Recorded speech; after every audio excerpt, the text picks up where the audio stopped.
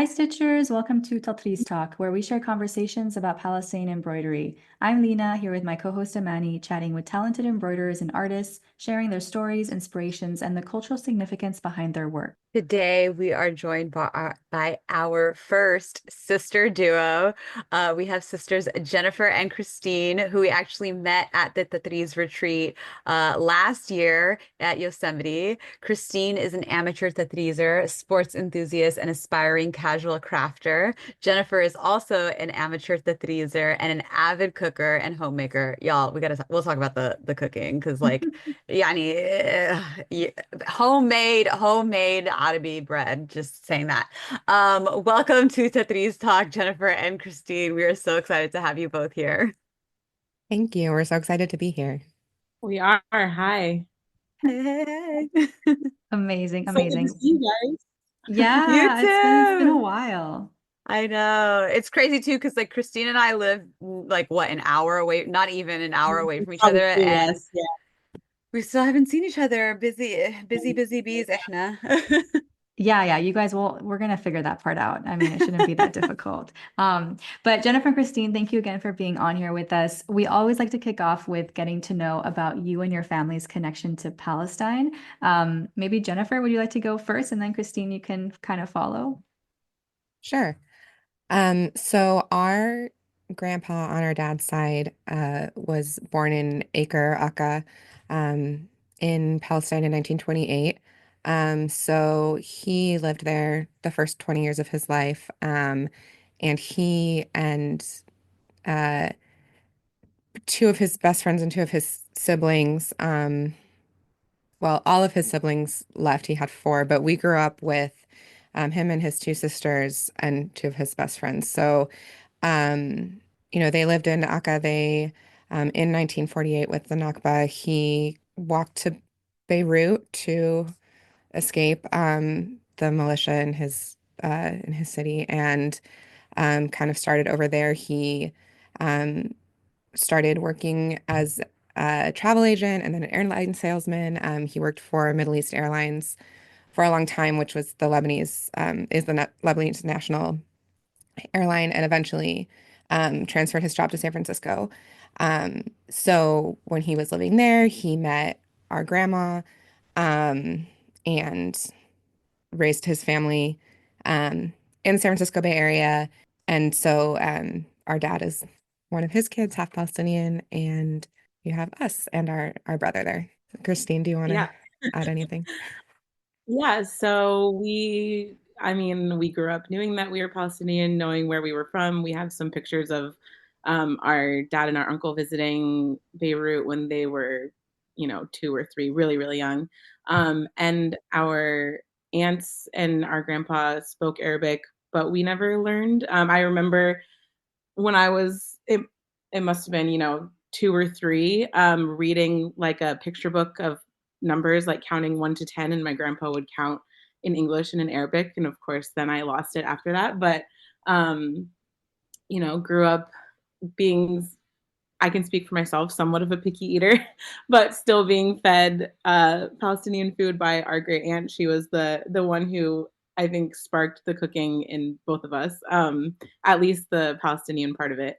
Very like, we're making a salad. How much of this should I put in? And she says, well, how much do you think? Like that type of thing. So, yeah, we grew up knowing them, and we have cousins on other Palestinian cousins who we grew up meeting and knowing, and yeah, that's our connection. Um, our our grandpa passed away in 1995, so we were both very young. But Christine especially just had this like connection with, I don't know, like little kids Kind of sometimes. doted on me a little bit. Yeah. Yeah, He would hand feed me dinner, and yeah, we had a yeah. connection. I have very clear memories of him, even though I was 4 when he died. So Wow. yeah, that's kind of where my connection started. That's so beautiful. I also like the great aunt with the there's like no clear recipes. Why are our people like this? I don't So understand. relatable. Oh my God. You guys, when I first moved out and I moved to LA and I was like, okay, I have to like start cooking for myself like properly. And I asked my mom, can you like write down my favorite like recipes of my favorite foods? And she's like, yeah, I got you. Literally on the first page of this little notebook, she wrote, there are no proper measurements. You're Palestinian, you'll just figure it out. Like I was like, I will what? say, Like, I will say I'm going to stand with the aunties and with oh, all of our parents and grandparents. Like that's frustrating, and there's a lot of trial and error, but like that teaches you to cook. Like it does. I'm gonna stand on the side of they're correct. I will okay, stand Kato on that side. Christine. Okay, Kato Okay, Christine. but I see here's the you. thing too. This is a Christine thing Ooh, hit because us. I cannot for the life of me salt by taste. Like you Mm. remember at the retreat, we'd be cooking and I'd be like, Christine, like I need your like your ability. Like, yeah, you are the hot I like just think you you are the one who can do this. Like I did not get it. She got the Kato be gene. You did not. like, be decisive, and if you get it wrong, you'll get it right next time. That's all. You Okay, can learn. okay, okay. I believe in you. You can learn. I love it. So you guys like clearly had like food was one of the ways that you guys clearly connected to your Palestinian heritage. What other aspects of Palestinian culture were a part of your life? And did you guys also like because I know you guys grew up in the Bay Area and there is a fairly large Palestinian community here, but did you guys grow up within the Palestinian community outside of like your immediate family? Not really. So our grandpa was very involved in it, but like I said, we were fairly young when he passed away. But his best friend was our dad's godfather, and they together did a lot with like the Arab American Chamber of Commerce and US Omen and ANERA in kind of the uh 60s, 70s, 80s. Mm. And so like we grew up hearing names of like all their friends, and like I went to elementary school with a kid, and there was just an acquaintance of mine, but my dad was like, oh, his grandpa was really good friends with grandpa, right? Like so we kind of had this like very light connection, but we didn't Mm. see people often. It was more in stories. Yeah, so it was a little bit removed, and I think that leads a lot into our Tatreez journey and like why we, kind of have been looking for ways to connect is because we are like a generation removed, and we did hear these stories, but we didn't necessarily have our own experiences, and so yeah, I think that's been almost integral to our journey is just remembering our dad's so nostalgic like about everything in life, and so we have all these like family dinners where he'll just tell stories about people and maybe we don't know them, but it kind of has inspired us to know who we are, right? Yeah, and that definitely. And then I think the other part of it, actually, of your question, is the other part of our journey into Tatreez is the other parts of Palestine. So our aunt who lived near us was a prolific crocheter, and she did lace tatting and other things. But She's a so she made seamstress. each of us. Yeah, she was a Mm. seamstress. She like prolific and very talented, and she made all of her nieces and nephews blankets, and she made our dad and our aunt things growing up, and yeah, like a talented seamstress. And so we have these hand me downs from her. She made all of our Christmas stockings, which we'll get back to later because that like ended up in my Tatreez journey. Um, but it was never Tatreez, but she did have all these things that she made and passed on to us that were very I think important to us. Like I brought, I think Jennifer, you have your blanket in Boston. I brought mine to college with me, and when I lived in Connecticut, like so there are things that stick with us and have come with us, and so we never had that like weird, like I had said, I'm an aspiring like crafter Yeah. that I want to now make these things that I can keep and have and bring me joy and that you can pass to other people. So that was the other part of us connecting, was the other things that we saw. Always work with your hands. I'm noticing the cooking, the tatreez, the crocheting. All right, your ancestors were busy with their hands. Yeah. Well, I was reading a Tetris book, and I don't remember what book it was, but it said something about how like in Nazareth was like a center for like almost like homemaking. Like you knew like if your wife was from Nazareth, she was going to be so good at all of these things, right? And that is where our great grandma's from. And so like I'm like we also grew up Mormon, and so I grew up with this like aspiring to be basically a professional homemaker. It's always what I wanted to do. Hmm. And I always thought of it as being like a stay-at-home wife and mother from like that lens. Hmm. But then as I got older, like our aunt who did all this homemaking, like and was taught by her mother from Nazareth, right? Like all these crafts, all these yeah, things that you do with your hands. She never married. She never wanted to get married. Like it wasn't about that. It wasn't about taking on a role as a woman or a wife as a mother. It was about like preserving your culture with your hands, making things to know who you are, to pass on to future generations, not necessarily like your direct descendants or even blood descendants, right? But just to like, yeah, really preserve your culture and who you are in this world and your place, like as an individual. And so that has been really meaningful for me, as an adult and I mean, my adult life has been very different from the kind of like Mormon stay-at-home mom dream I had as a teenager or whatever, right? Like you know, I'm in my mid 30s, like I'm getting married this year, right? And Yay. yeah, thanks.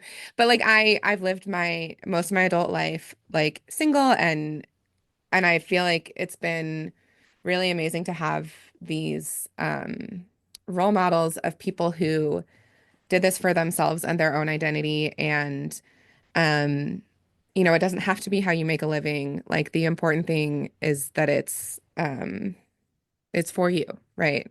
It's for your culture Yes. and your place in the world. Oh, Yeah, and then I think beautiful. along those lines, sorry to cut you off, but like it's also just that the culture of like taking care of people and taking care of your family and feeding them with literal food and also, you know, with giving them what you can make with your hands and building that family again, blood and not like all of those things tie into it and are how we were raised, even though we weren't necessarily as like directly connected or in the Palestinian community, like we still learned all those things and brought all those things with us to our adulthood. So Yeah, and like speaking of taking care of people, my our dad in the last later years of our great aunt's life had this like constant fight with her where like she um she couldn't have us over without feeding us. Like it was Yes. not like in her her abilities to like have people over Yeah. to her house, especially family, especially like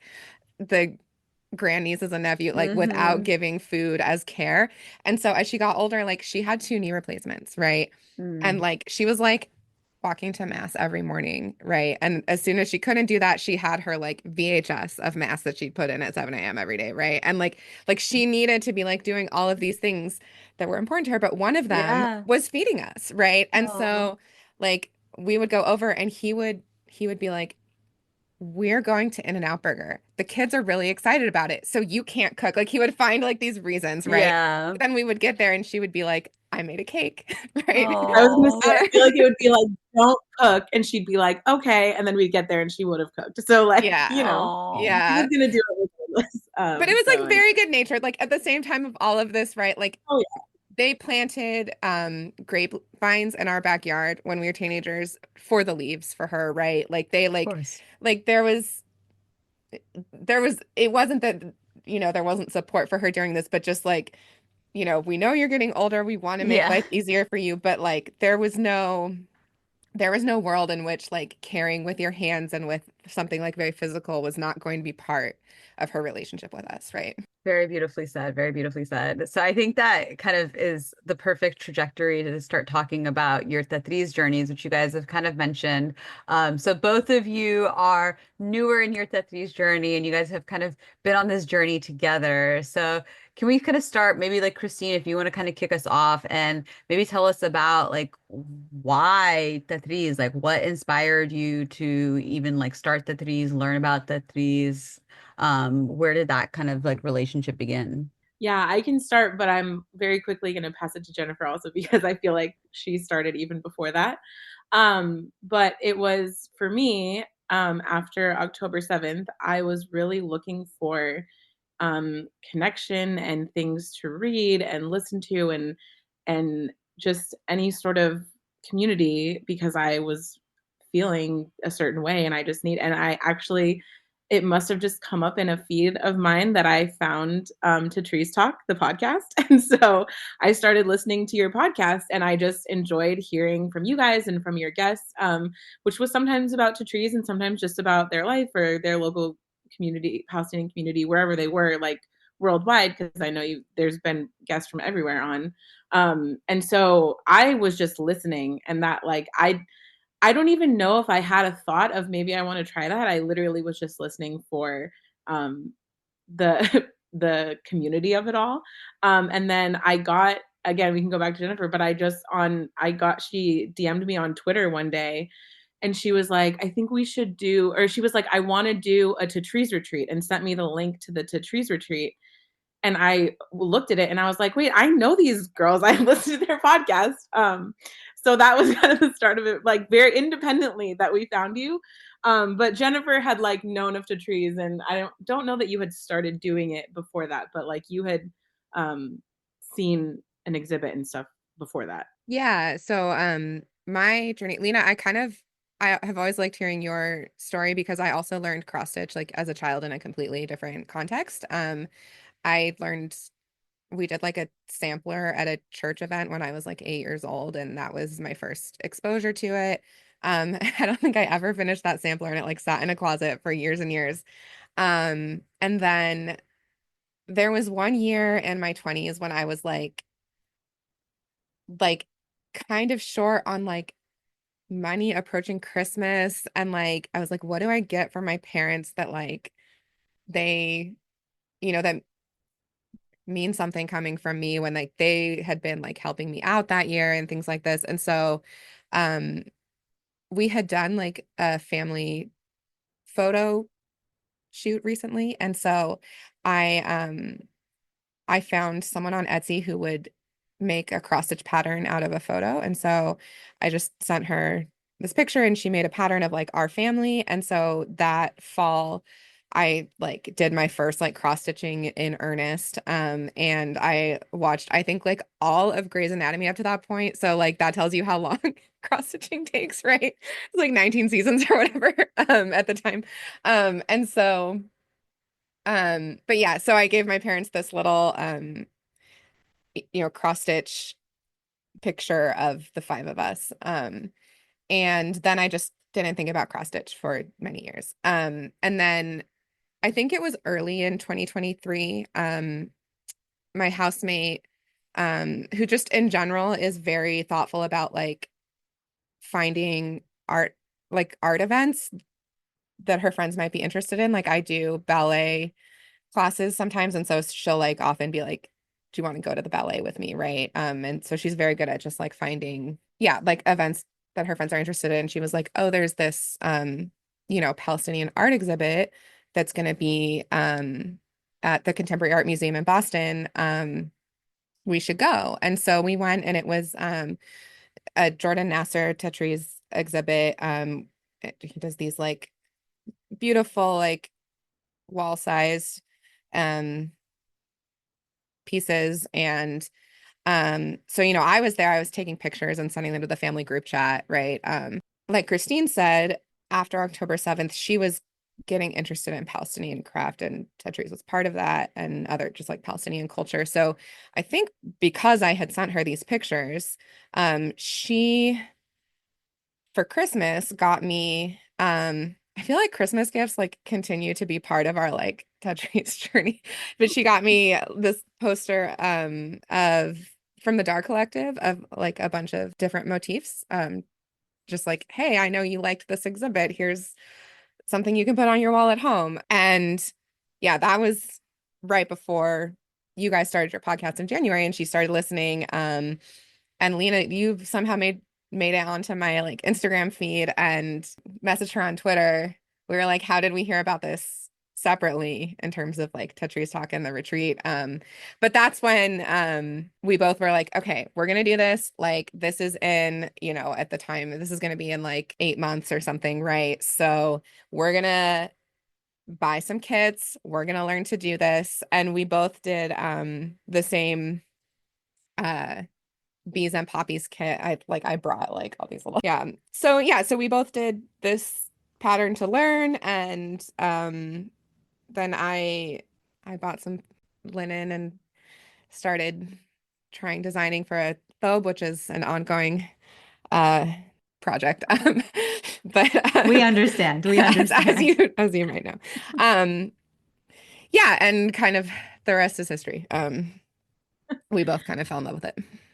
Yeah, and that's so I was still working on my starter kit at the retreat. I don't even think I finished it. I think I finished it like 3 days after I got home, which I was sad about. But I was gonna say I thought you got there, but just after the retreat. no, Yeah. not quite. But I had realized, so I mentioned our Christmas stockings that our grand aunt had made us. And I had always, so like my best friend has a baby, and this past Christmas was her first Christmas. And once she was trying to have a baby or like talking about it, I was like, I want to, like, I had these stockings for my aunt, and I like want to be the aunt who like makes her Christmas stocking if you like don't have any other plans. And she was like, no, go ahead. And so I was looking at ours, and I realized that they're crocheted, but they have like the designs are stitched into them. Cross They're stitched. like, yeah, cross stitched in, so they're like Christmas trees and ornaments and stuff. And so I was like, this is perfect. Like I can crochet the stocking and then to trees onto it now that I know what I'm doing. Now that I've learned a little bit. And so that was my project this past winter. Which was, it was so fun to like examine like inside and out, and like over and over again I was like sending pictures to like our family. And I think even like um not I think even some girls from the Tatreez retreat, like I was sending pictures and being like, who can help me with this? And it was so much fun, and like definitely used a lot of things that I learned from people on the retreat, and like design software and stuff to like figure out the space of what I was doing. It did not turn out perfectly. I It was honestly the crocheting that messed it up. It was not the Tatreez, but yeah, so that kind of was like our next, and after being at the retreat, then I kind of was like, I want to Tatreez on everything. Like we've done these kits that are on Ida, but there were so many different creative outlets of people doing different things that I saw, and I can talk a little bit about that creativity that you were talking about, Amani, of like, I don't consider myself to be a creative person. I never have. It's always been like a struggle, but I am interested in crafting, and I like having these things made with my hands. And just the something about Tatreez has like stuck with me. I've tried other things before, like even the crocheting, which I've done like a few very small things, but when I was doing it, it's like there's something about it that clicks with my brain. It's very meditative. The spatial reasoning of like, where am I starting and where am I going? And not that like the back has to be perfect. I would never aspire to having a back that looks like a Manny's back, but just the spatial reasoning of like of how to do it is something that really just scratches this itch in my brain that works really well. And so I'm like all the I've snaps. Yes, I relate to everything you're saying. Oh my God. Sorry, and continue. like I'm like, creativity is like good for you, like it's good for your brain, and it's this thing where like I've tried like watercoloring, and I just like I look at a blank page and I'm just like, I don't know. But when I have done the very few Tatreez designs that I have ideas, and I think like, oh, I could do it this way, and I could do this color, and I could put this here, and that like it does like activate it for me, which is again, as someone who does not come naturally to me at all, it's been like wonderful for me. So yeah. I think it's so funny that you say you're not creative because I feel like you're just I mean you're Yeah. in a creative career. You're doing all of this all the time. Also a fight that we have, but it's fine. I will say every Oh, single artist that I have met has told me it's really difficult for them. like it took a long time for them to call themselves an artist, and it takes a long time for creatives to like admit that they are creative. I completely relate to you, Christine. I get it. I get it. But Someone also, let him know. Christine is the chalta who doesn't need a recipe. That is I the know. Okay. epitome of Also, creativity. I know that's like a little bit of a detour, but can we detour a little bit and can we talk about the fact Oh that yeah. Christine and Jennifer cooked us up like not just a meal, multiple meals. Like we were in the mountains of Yosemite. We were literally in the middle of nowhere. We didn't plan for like any cooking or anything like that. And like literally making things from scratch. Like I'm like, how did we And for suddenly how get many pita people? bread? We were like 20 We were people. like eight, 19 of us. 19. We were Yeah. 19. Yeah. No, Like, my put me to favorite shame. though about this. I'm like, So that first was of so all, fun.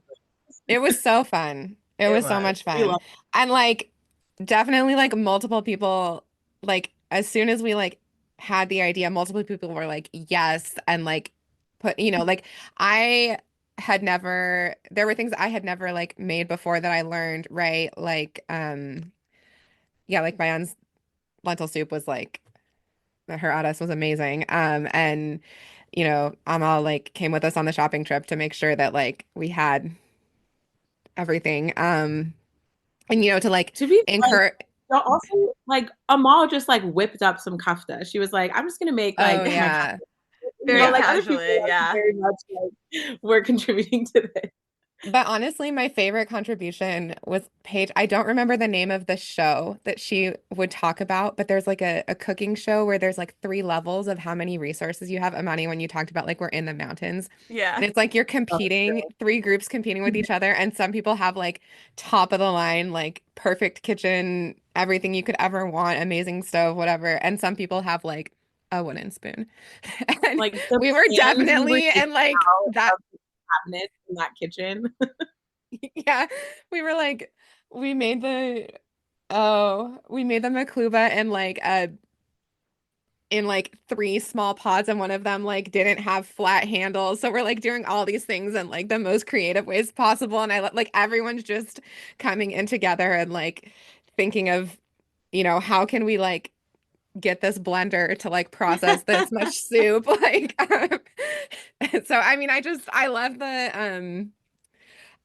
it was just like the ultimate food bringing people together Yes. experience. It definitely was. It was such a good time. Which yeah, we'll talk about more about that. But I guess also, I mean, again, it does tie into your Tatreez journey because you guys did decide to come on this retreat as you were like kind of newer into this world of Tatreez, and I'm curious like what that was like for you guys, like because this was probably the first like Tatreez community you interacted with, and all these new faces, like literally there was 19 of us, so it's like all these new faces. What was that experience like for you guys? I will say more than it being like a Tatreez community, like I don't know that I had ever been around so many Palestinians and like a just completely Palestinian community. Like not that everyone in the group was Palestinian, but just that like that was the focus of the community, right? And you know, we have like a few elders in our family, right? And, a few distant cousins that we've like seen throughout our life. But like to be around so many Palestinians and to be around so much like Arabic spoken, we were like constantly asking people like, wait, like what does that word mean? Like I've never heard that word in that context before, right? Like, our family might say like yella or like habibi, but like not like even our dad like didn't learn Arabic, right? And so that experience of being in a completely Palestinian community for a week was completely new, and it just felt like home in a way that it's just almost impossible to describe It's so hard how to that felt. describe. Like it's so hard to describe. And I will say like I was nervous because I also like it sounds crazy like that there were 19 of us and we've never been in a group of that many Palestinians, but like it's true. And and I was nervous because of that, and because of the fact that we had just started learning how to Tatreez, but like just the we've talked about this, like the instant connection, the instant like sisterhood with all these women, and like um was, yeah, just so hard to describe, like being in that environment for a week. Like it was just so very like healing, nourishing, like just it was amazing. And then just in the same vein of what I was talking about, like to trees wise, like I had just started learning. I don't do a lot of these crafts, or I haven't throughout my life, and like seeing all the different ways that people applied it, what they were Tetreezing on, which motifs they were choosing, and the colors and the different, like I said, like ways that people designed, and ways, the tools that they used, all the the different like lighting and like elements. I feel like when I got home, I bought like the lights so I could do it, because I have like, dim light in my house, and just everything, seeing it all was so um inspiring. Like I said, I came home wanting to trees on everything, and having all these ideas come up of like, oh, I can do this, I can do that, I can make this stocking for my I call my niece, and something that she'll have that she can treasure, and all yeah, I just it was great. Oh, that's so powerful. So if you had to describe Jennifer and Christine pre-Tatreez and post-Tatreez, how would you guys describe yourselves? Is okay. Like I don't want to be like hyperbolic. I really don't want to be hyperbolic or like crazy, but like I really feel like it has like instilled this like confidence in a way of like something that has really just like resonated with me and has felt very natural to me, like the Tatreez itself, and then also like starting to be more involved in this community and talking to people, and that like it's just like, yeah, been very like grounding, I guess, maybe in a way. I have um because we've grown up like a generation removed, and not had like the very close connection, I feel like there has always been this little like nagging thing of like not really knowing where to start and where to get in, and how to feel connected to this part of myself that I consider so very important. And I feel like it's but not to use the word, connected this thread like of starting, and like been like, okay, like I have this, I can be in this, I can start here and like go forward from here. Yeah, I think for me, in the earlier years of my adulthood, I there were a lot of academic ways that I tried to connect to our Palestinian history. Not just the Palestinian side, but all sides of our family have always been very like focused on family history. Obviously, the Mormon Church is a huge center for that, but also our other, like our Palestinian grandpa's wife, that grandma, was very interested in it just on her own, right? And I grew up thinking about like if you journal, like what will that teach future generations, and about how to record history and all of these things. And then when I got to college, I studied international relations with a focus in Middle East studies, and I did my like undergraduate thesis on the Palestinian diaspora. And I feel like there was still a level of remove, I mean, not that those pieces of learning, those blades of learning and knowing aren't so important, right? I think that two things with Tatreez, like it's first, it's an embodied way of knowing, right? And so on the one hand, you have all of these like physical things that other people have made. You have the material culture that they've created and passed down. Um, whether it's the actual like piece of art or like the tools, right? Like we have our aunt's like lace tatting tool. It's an embodied way of knowing, but it's also such a communal way of knowing, almost always so based in a circle, right? Like in sitting down with other people to stitch, and to show each other and to communicate with each other, like in that moment, but also communicate through time. And I think that it has just fleshed out and rounded out um, the ways of knowing that connect me to like our Palestinian heritage. Um, in a way, I think when we say things are hard to describe or impossible to describe, it's because it is beyond language, right? There are other ways of knowing, and I'm such a language lover, right? Like I'm so interested in literature and history and writing as ways of passing things down, but it is not everything. And so I think Tatreez has been a really um, important way of bringing the physical and communal ways of knowing about our culture and heritage into my life. Okay, I love what you said about journaling and like this being kind of like the story that people wind up reading. That led me to this idea of like the threes traditionally is a form of storytelling. And obviously, I know both of you are still very new and what hopefully is a very long Tatreez journey. But starting with you, Jennifer, and then Christine, I'd love to hear from you as well. What would you say, at least as you are now, like what is the story that you want to leave behind with your Tatreez?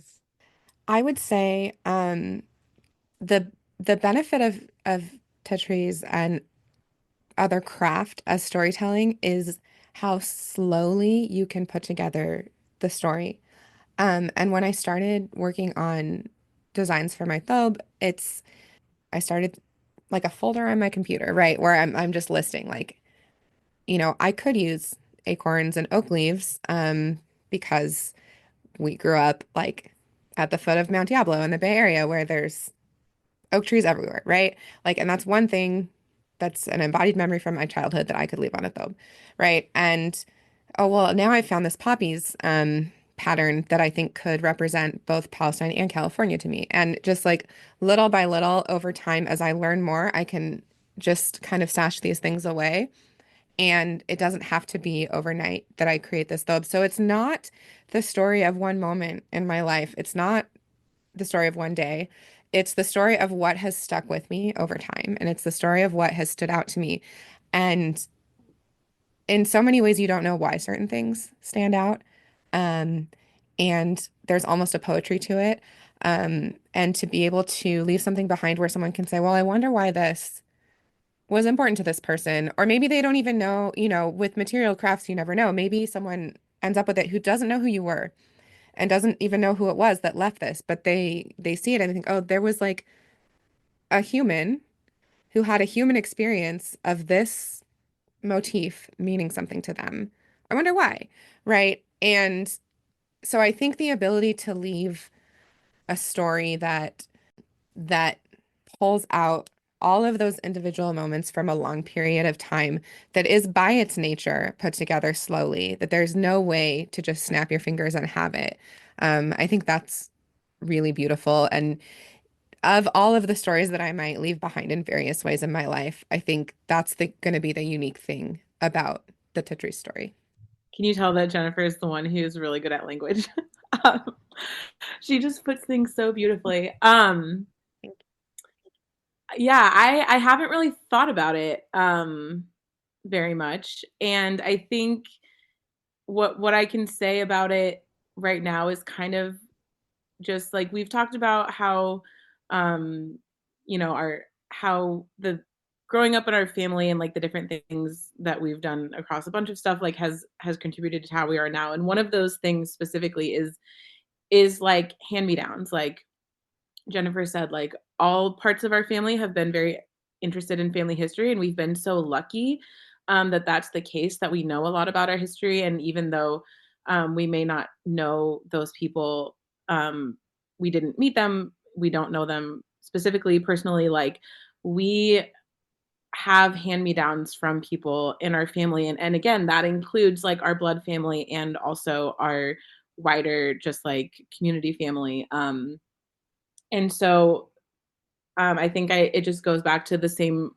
concept as like the Christmas stockings are big for me. Like that was something like we all have them. We have them every year. Like we don't talk about it that much, but like those were from our great aunt, and I was like, I want to be the one for my personal relationships, like my now 1-year-old niece, like that she has that for me, that she knows that I was thinking about her and I wanted to make it for her. And sometimes it would be explicitly that I make things for other people, but also the things that I make for myself. Just I it definitely is like you never know who will end up with things and who will end up like reading your story, learning your story, but like I want anyone who is in my circle and my family like to to see any pieces from me and know like, oh, like she was interested in this and she made this, or she and she had like I like things in gifts and in all sorts of things, like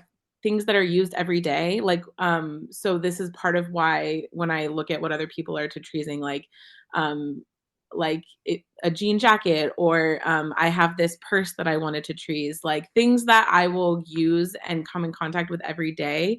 And that's like some of the hand me downs that I have from people in my family are a picture that was on the wall in our grandma's house that now I have in my, like it's that type of connection of like this was part of their everyday life, and now I can like keep it to be part of my everyday life and like remember them, if that makes sense. I think that's like the story of like everyday items, things that are special but also can be special and mundane at the same time, or common, or just integrated in and out of like everything we do, um, are the types of things that I hope to tell my story.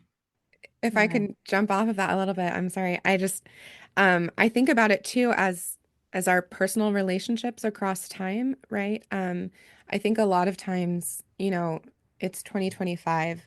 Um, it's it's been, 77 years since the Nakba. That sounds like a long time, but we had personal relationships with these five people that we knew like in person. Um, but then even more than that, right? Like our great aunt that we've been talking about, she passed away in 2015. Um, but Christine, you have those crocheted coasters of hers that are on your coffee table every single day. And, you can see those and remember her, but also it's something that you touch every day, that at one point she was touching every day. And when I think about, um, how long 100 years or even something like 500 years seems, but then if you think about how many people, um, if you think about like our great aunt knowing her great grandparents or something like that, or like her grandparents, um, we're a lot closer to things that sound like they were a long time ago than people often like to think. And to realize that you have a personal relationship with someone who had a personal relationship with someone else who was born 200 years ago. Um, these things that seem so far away from us are still with us. And I think those material objects are such a good reminder of that. That is so powerful. Thank you guys. I'm like kind of in awe thinking. It's making me think about all the things that have been passed down to me and kind of who else has been using them or working on them. It's a really crazy thought to think about, even though yeah, like you said, we're not as far as we think that we are from previous generations, from um yeah. Um so I guess what are we working on right now? I guess Christine, are you still working on the stocking? Jennifer, what are your projects as well? Would love to hear about the works in progress. Yeah, I the stocking came in under the finish line. It was done before Christmas, so she had it for Christmas. I'm working on from that same, well, now I can't remember if it was the same shop, but another pattern that I got on Etsy. It's a flower garden pattern, which again I'll send and you can link, which is so beautiful. And I, after being at the retreat and seeing everybody's thobes, I now have this seed in my head that's like, I could make it, like it will definitely be a long, you know, long journey. But I'm eventually I'm like, I would love to make a thobe. It would be great. But yeah, right now just another pattern designed beautifully by somebody. And like I said, I have now that I have a little bit of practice with like different motifs and looking up different motifs and things, like I have this bag that I wanted to trees and stuff. So those are that's the plan going forward. I'm a little bit back to the drawing board on the designing part of my thought, but as I started stitching, there were things actually listening to Tatreez talk has been helpful because I don't remember what episode it was where someone was saying like it's you make a design, you might not like it until you finish it and you see it, and then you realize that no, this is what I really wanted. And so I'm like having a moment about, I've been going back to the drawing board and trying to change some things and just kind of finding that space of confidence to kind of move forward.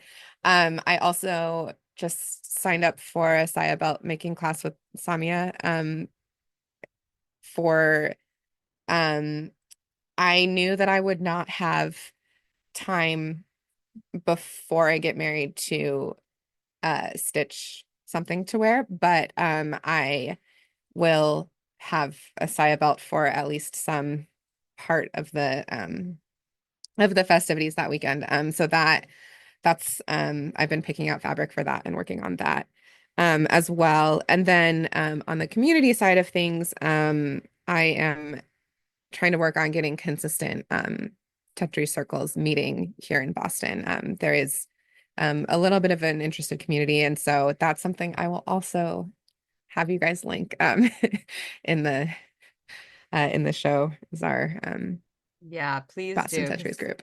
Yeah, please do. I know if anyone's listening who is in the Boston area who's not already connected to Jennifer, we'll definitely get you guys connected so you can kind of continue to grow that community locally. Because I know that local communities are such a lifeline, especially when things are crazy in the real world. Sometimes you need to disassociate, but with people who are like-minded, who Yeah. people you can be safe with. Yes.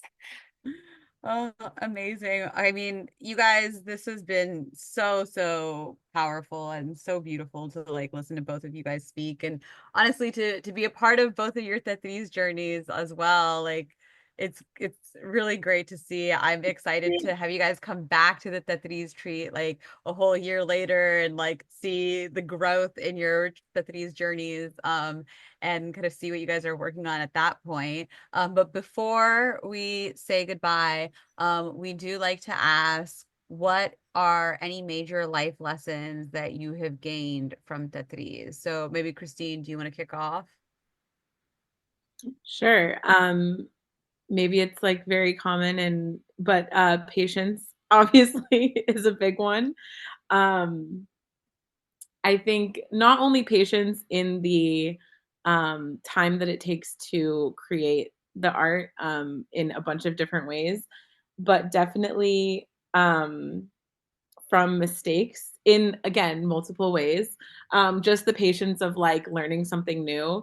It's very like cliche, but like to start something and then just be like, well, I can't do this perfectly right now. So to like have this um this like inclination to maybe put it down. But the fact that like it has resonated so much with me just to keep like going back and starting again and trying. And then also in the sense of like making a mistake, have it could go multiple ways, but having the patience to undo work and redo it. If you left a stitch or missed a stitch or something that was like multiple steps back, to be like, well, I could just leave it, or I could like take the time. And again, not because everything has to be perfect, but just like um that I don't have to just keep going. I can like stop and reassess and undo and redo and make sure um that uh things are done the way I wanted to. And also like those things help you learn. So patience overall is a big one in many different ways. One thing I've learned is that Christine really does have the heta like energy. Because every time I make a mistake, and I'm like undoing stitches in front of her, she's like, it builds character. And anyway, but also I think for me it's really a new way of listening. Part of my going back to the drawing board experience that I was talking about had to do with going to the retreat and seeing all these designs that other people had made, and um, learning to understand either what they're communicating or why they might have made a certain decision, and to really kind of sit with what it means to make choices about a visual medium, and to just, I mean, almost learn a new language. And it sounds, I think, sometimes very either specific or like surface level, but there's something about meditating on like why you make a visual decision. It's just not a way that I'm always used to communicating. And so I think that's been a big one for me. So beautiful. Thank you guys both for sharing. And one last question before we let you go officially. For those listening, how can they best get in touch and follow your journeys? We'll obviously put it in the show notes, but in case you want to shout out some of them in the episode, feel free to. I'm on Instagram. That's probably the best way. I would love to follow other Tatreezers on Instagram. So my handle is very annoying to find because it starts with 2 underscores and then NIF and 2 more underscores. It's like just the middle of my first name. So I will give that to you to link because that will be much easier than anyone trying to search for it that way. We'll link it, especially again, anyone in the Boston area, any Tatreezers in the Boston area. Let's grow that community. Yep. This is maybe annoying, but I don't do a lot on social media. I am more of a behind the scenes person. So I don't know that I really have anything to link. I will say if you're in the Bay Area, I'm making an effort to go to the Tatreez circles. I work on the weekends a lot, and so I can't always make it, but I would love to go to as many of those circles as I can and meet people in the Bay Area at those circles. So you can find me there. Christine, we're gonna have to do a weekday circle just to get I'll you be to there. come out. I We'll talk will about be it. there. We'll talk. Amazing. Well, thank you both so much for joining us. Like, we obviously had a blast chatting with you guys, and so beautiful to hear about your journey and again to be a part of it and see it continue to grow. So we'll have to be back. We'll have to have you guys both back when you're Jennifer, when you're done with your thobe, and Christine when you're like starting your thobe. So we'll continue the conversation for sure. But thank you guys so much for being here. We'll talk to you guys both soon.